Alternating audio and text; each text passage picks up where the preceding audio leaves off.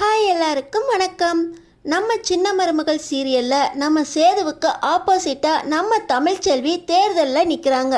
இந்த எலெக்ஷனில் நீ ஜெயிக்கிறியா நான் ஜெயிக்கிறேனான்னு பார்ப்போம் அப்படின்னு ரெண்டு பேரும் ஒருத்தருக்கு ஒருத்தர் போட்டி போட்டு எலெக்ஷனில் மக்கள்கிட்ட பிரச்சாரம் செய்கிறாங்க. இந்த நிலைமையில நம்ம தமிழ்ச்செல்வியோட அப்பா செல்லப்பாண்டிய பலமாக யாரோ அடிச்சு போட செல்லப்பாண்டி ஹாஸ்பிட்டலில் ரொம்ப சீரியஸாக இருக்காரு. தன்னோட அப்பா செல்லப்பாண்டிய அடிச்சு போட்டது சேதுதான் அப்படின்னு நம்ம தமிழ்ச்செல்வி எந்த காரணத்தை வச்சு நம்புறாங்க. தமிழ் கேஸ் கொடுத்ததுனால சேதுவால எலெக்ஷன்ல நிக்க முடியாத சூழ்நிலை வருது. செல்லப்பாண்டிய நான் அடிக்கல அப்படின்னு நம்ம சேது எப்படி தமிழ்கிட்ட நிரூபிக்க போறாரு? இந்த கேஸ்ல இருந்து ரிலீஃப் ஆகி எப்படி எலெக்ஷன்ல நிக்க போறாரு சேது? ஜெயிக்க போறது சேதுவா தமிழ்ச்செல்வியா? இத்தனை கேள்விகளுக்கும் பதில் தெரிஞ்சுக்கிறதுக்கு இந்த வீடியோக்கு ஒரு லைக் போட்டுக்கோங்க. ஸோ பார்த்தீங்கன்னா ராஜாங்கம் ஜெயிலுக்கு போயிட்டு வந்ததுனால இனிமேல் எலெக்ஷனில் நிற்க போகிறதே இல்லை. அரசியலுக்கு தலைமுழுக்கு போட்டாருன்னு நினச்சா இவர் என்ன தான் புள்ள சேதுவை எலெக்ஷனில் இறக்கி விட்டுருக்காரு. அதுக்கு அடுத்த வாரிசா என் பையனை நான் இறக்கி அவனை பெரிய ஆளாக்கணும்னு பார்த்தா இந்த ராஜாங்கத்தை நிற்க வச்சிட்டாரே அப்படின்னு ஈஸ்வரிக்கு செம்மையாக எரியுது. இந்த ஈஸ்வரி நம்ம சேதுவுக்கு கால் பண்ணி உன்னோட பொண்டாட்டி தமிழ்ச்செல்வி வீட்டுக்கு நேற்று எதிர்கட்சிக்காரங்க போய் 10 லட்சமோ 20 லட்சமோ கை மாற்றிருக்காங்க. காரணம் உனக்கு எதிராக உன் பொண்டாட்டியே பிரச்சாரம் செய்ய போகிறாளாம்.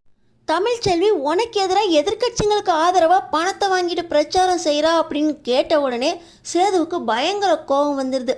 நேராக தமிழ்ச்செல்வியை பார்க்க போகிற சேது, நீ எனக்கு எதிராக பிரச்சாரம் பண்ண போகிறேன்னு கேள்விப்பட்டேன். பணத்துக்காக நீயும் உன் கொப்பனும் உங்கள் வேலையை காட்ட ஆரம்பிச்சிட்டிங்கல்ல. உனக்கு எனக்கு எதிராக இருக்கணும்னு நினச்சா எனக்கு ஆப்போசிட்டாக நேருக்கு நேர் போட்டி போடு. நீ ஜெயிக்கிறியா நான் ஜெயிக்கிறேனான்னு பார்ப்போம். இந்த எலெக்ஷனில் முடிஞ்சால் ஜெயிச்சு காமிடி அப்படின்னு இந்த சேது தமிழ்ச்செல்வி கிட்ட நேருக்கு நேர் சவால் விட நம்ம தமிழ்ச்செல்விக்கு அப்போ தான் பெண்கள் விழிப்புணர்வு சங்கத்திலேருந்து நம்ம தமிழ்ச்செல்வியை எலெக்ஷனில் நிற்க சொல்லி சொன்னது ஞாபகம் வருது. பேசாமல் நம்ம அவங்க சொன்னபடி அவங்க இயக்கத்தின் சார்பாக நம்மளே இந்த சோழவந்தான் தொகுதியில் நிற்போம் அப்படின்னு தமிழ்ச்செல்வி முடிவு பண்ணி எலெக்ஷனுக்கு நாமினேஷனும் பண்ணிடுறாங்க. நம்ம தமிழ்ச்செல்விக்கு ஆதரவாக பெண்கள் விழிப்புணர்வு இயக்கம் அவங்க கீழே இறங்கி பிரச்சாரம் பண்ணுறாங்க. இன்னொரு பக்கம் நம்ம ராஜாங்கம் சேது ராஜாங்கத்துக்கு ஆதரவாக பிரச்சாரம் பண்ணுறாரு. இந்த ஈஸ்வரிக்கு பயங்கர கோபம் வந்துடுது. எப்படியோ புருஷனும் ஜெயித்தாலும் சரி பொண்டாட்டி ஜெயித்தாலும் சரி அவங்க குடும்பத்தில் அரசியல் வாரிசு வந்துருச்சு. இதில் நான் எப்படி போஸை இறக்க முடியும்? நான் ஒரு முடிவு கட்டுறேன், இந்த சேது எலெக்ஷன்லேயே நிற்கக்கூடாது அப்படின்னு சொல்லி இப்போ பார்த்தீங்கன்னா இந்த ஈஸ்வரி தமிழ்ச்செல்வியோட அப்பா செல்லப்பாண்டியை கொல்றதுக்கு ஆளுங்களை அமுச்சு விட்டுறாங்க. அங்கே அடிக்க போனவங்க செல்லப்பாண்டியை அடித்து போட்டு செத்து போயிட்டான் அப்படின்னு நினச்சி அவங்க கிளம்பி போயிடுறாங்க. ஆனால் செல்லப்பாண்டியை அங்கே இருக்க ஊர் மக்கள் எல்லாருமே ஹாஸ்பிட்டலில் சேர்க்க தமிழ்ச்செல்விக்கு கால் வருது. இப்படி செல்லப்பாண்டியை ரொம்ப மோசமாக அடித்து போட்டதுனால தலையில் அடிபட்டு ஹாஸ்பிட்டல் சேர்த்துருக்கோம் அப்படின்னு சொல்ல தமிழ்ச்செல்வி வேக வேகமாக ஹாஸ்பிட்டல் போகிறாங்க. நம்ம தமிழ்ச்செல்வி அப்பா எப்படி இருக்காரு அப்படின்னு டாக்டர்கிட்ட கேட்க அவருக்கு ஆப்ரேஷன் நடந்துக்கிட்டு இருக்கு. ஆப்ரேஷன் முடிஞ்சாதான் அவரோட நிலைமையை சொல்ல முடியும் அப்படின்னு டாக்டருங்க கைவரிச்சிடுறாங்க. இந்த ஈஸ்வரி செல்லப்பாண்டியா கொன்னா மட்டும் பத்தாது, அவனோட தங்கச்சி தனத்தையும் அடிச்சு போடுங்க, அப்போதான் என்னோட பகை தீரும். அவள் வீட்டில் இருந்துக்கிட்டு என்ன பேச்சு பேசினா இந்த கொலையோட கொலையா அவளையும் கொன்னுருங்க அப்படின்னு ஆளுங்களை அனுப்பிச்சிருக்காங்க.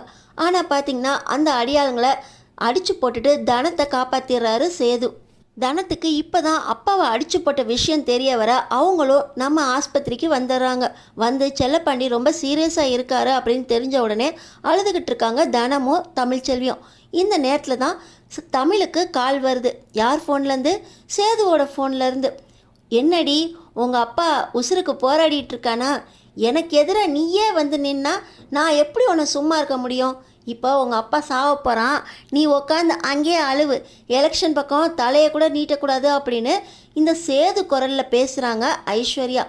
நான் எலெக்ஷனில் நின்னா ஏன் கூட நேருக்கு நேர் மோதாமல் எங்கள் அப்பாவை கொல்றதுக்கு பிளான் போட்டிருக்காரு அப்படின்னு சொல்லி தமிழ்ச்செல்விக்கு பயங்கர கோபம் வந்து போலீஸ் ஸ்டேஷனில் போய் சேது மேலே கம்ப்ளைண்ட் கொடுக்குறாங்க. அது மட்டும் இல்லாமல் சேது ஃபோன்லேருந்து எனக்கு கால் வந்துச்சு, இதுதான் ஆதாரம், அவரே எங்கள் அப்பாவை அடிச்சுதா ஒத்துருக்காரு அப்படின்னு சொல்லி போலீஸ்கிட்ட அந்த ஆதாரத்தையும் கொடுக்குறாங்க தமிழ்ச்செல்வி.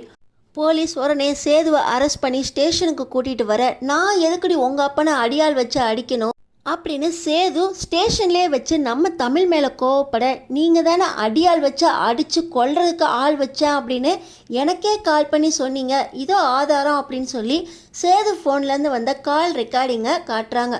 சேது இது கண்டிப்பாக நான் கிடையாது, அடிக்கிறதா இருந்தால் நானே நேருக்கு நேர் அடிப்பேன், இப்படியே ஆள் வச்சுலாம் அடிக்க மாட்டேன் அப்படின்னு சேது சொல்ல நம்ம தமிழ் என்ன சொல்கிறதையும் சொல்லிவிட்டு இப்போ அப்படியே பின்வாங்குறீங்களா அப்படின்னு கேஸை ஸ்ட்ராங்காக கொடுத்துட்டு போகிறாங்க.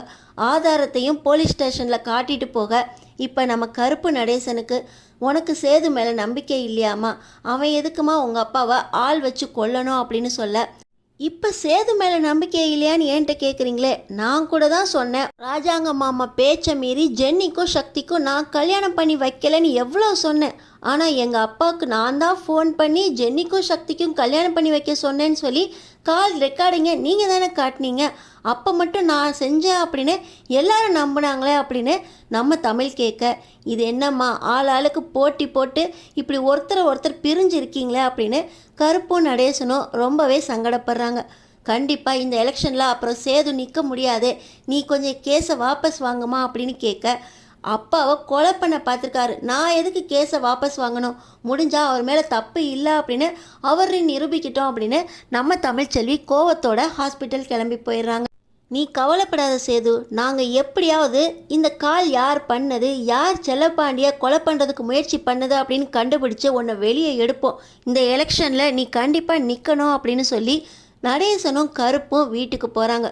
வீட்டுக்கு போன உடனே நடந்ததெல்லாம் அப்பத்தா கேட்டு தெரிஞ்சுக்கிட்டு இந்த வீட்டுக்கு என்னதான் ஆச்சு, ஒவ்வொருத்தராக மாற்றி மாற்றி ஜெயிலுக்கு போகிறாங்களே, என் புள்ள வெளியே வந்துட்டான்னு சந்தோஷப்படுறதா, என் பேர புள்ள எலெக்ஷனில் நிற்கிறானேன்னு சந்தோஷப்பட்டுக்கிட்டு இருக்க இந்த நேரத்தில் இப்படி அவனை ஜெயிலில் போட்டாங்களேன்னு வருத்தப்படுறதா அப்படின்னு அப்பத்தா அழுதுகிட்டு இருக்க.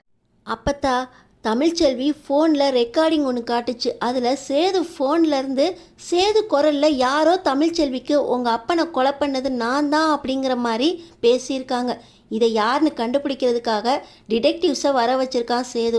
அவங்க ரொம்ப படித்தவங்களாம், அவங்க அந்த ஃபோனை வாங்கிட்டு போய் அவங்களே எல்லாத்தையும் கண்டுபிடிச்சிருவாங்களாம். நீ கவலைப்படாத அப்பத்தா, இன்றைக்கி நைட்டுக்குள்ளே ரிப்போர்ட் வந்துடும், அதில் தெரிஞ்சு போயிடும் யார் அப்படின்னு சொல்ல இங்கே ஈஸ்வரி சித்ரா ஐஸ்வர்யாவுக்கு 3 பேருக்குமே புளிய கரைக்குது. ஏன்னா அந்த நேரத்தில் சேது ஃபோன்லேருந்து பேசினது இந்த ஐஸ்வர்யா தான், அதுக்கு ஃபோனை எடுத்துகிட்டு வந்தது சித்ரா தானே அப்படிங்கிறதுனால அவங்க 3 பேரும் அப்படியே மெதுவாக நகர்ந்து போய் ரூமில் வட்டமேசை மாநாடே போடுறாங்க.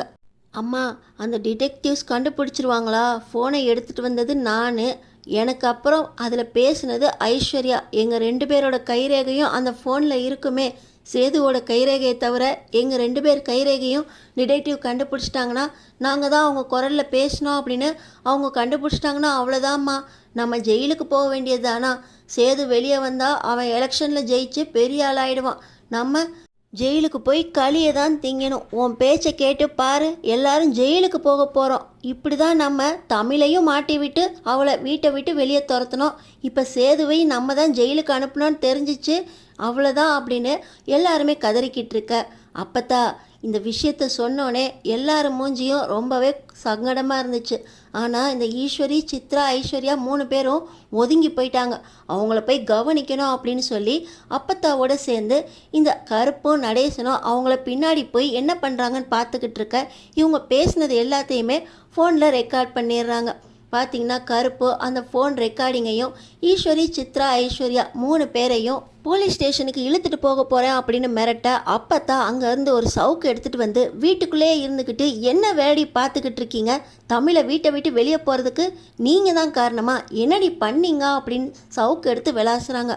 அப்போ தான் ஈஸ்வரி சித்ரா ஐஸ்வர்யா 3 பேருமே நாங்கள் தான் தமிழ் குரலில் செல்லப்பாண்டிக்கு கால் பண்ணோம், இப்போ கூட சேது குரலில் நாங்கள் தான் தமிழுக்கு கால் பண்ணி உங்கள் அப்பாவை கொல்றதுக்கு ஆள் வச்சது நான் தான் அப்படின்னு சொல்ல வச்சோம் அப்படின்னு உண்மை எல்லாத்தையும் நடுங்கிக்கிட்டே ஒத்துக்க இப்போ நம்ம நடேசனும் கருப்பும் ஒன்றா சேர்ந்து 3 பேரையும் போலீஸை வர வச்சு அரெஸ்ட் பண்ண வைக்கிறாங்க. எல்லா ஆதாரமும் எங்கள் ஃபோனில் இருக்குது, அவங்களே அவங்க வாயால் வாக்குமூலம் கொடுத்துட்டாங்க. சேது எலெக்ஷனில் நிற்கிறதுக்கு எந்த ஒரு தடையும் இல்லாமல் எலெக்ஷனில் நம்ம தமிழுக்கு ஆப்போசிட்டாக நிற்கிறாரு. சேது ஜெயித்தாலும் சரி தமிழ் ஜெயித்தாலும் சரி சோழவந்தான் தொகுதிக்கு நல்லது தான் நடக்கும். உங்கள் ஓட்டு யாருக்குன்னு கமெண்ட் பாக்ஸில் கமெண்ட் பண்ணிவிட்டு நம்ம சேனலில் சப்ஸ்கிரைப் பட்டனை தட்டிக்கோங்க.